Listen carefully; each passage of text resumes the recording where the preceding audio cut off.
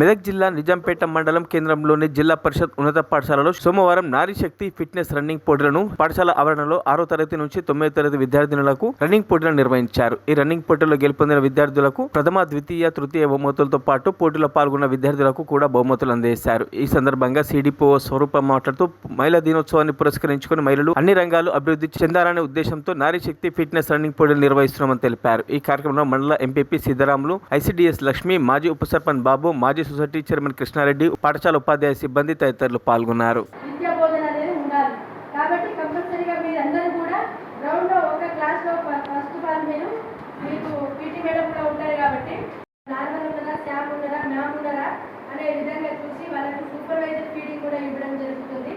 అదేవిధంగా వాళ్ళకు మనము అంగన్వాడీ సెంటర్లలో మనం వాళ్ళకు కూడా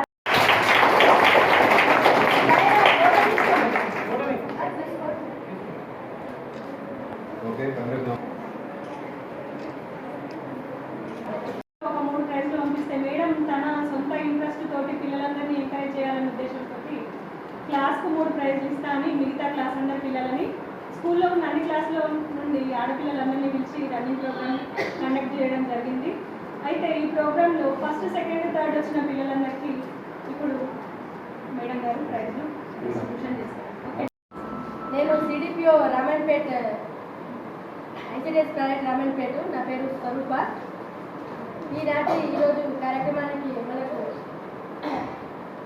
నారీ యువశక్తి రన్ ఫిట్ని మార్చ్ 9th మనకు గవర్నమెంట్ ఆఫ్ ఇండియా నుంచి మనకు ఉమెన్స్ డే ప్రోగ్రామ్ సందర్భంగా మనకు ఈ రన్ ఫిట్ గురించి, నారీ శక్తి గురించి మనకు మండలానికి మనకు ఈ రన్ ఫిట్ గురించి జెడ్పీహెచ్ఎస్ హై స్కూల్ నిజాంపేటలో కండక్ట్ చేయడం జరిగింది.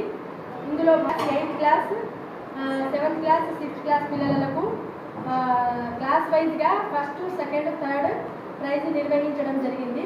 అదేవిధంగా పార్టిసిపేట్ చేసిన పిల్లలకు వాళ్ళకు కూడా ప్రోత్సాహం వాళ్ళు ఇంకా మంచిగా.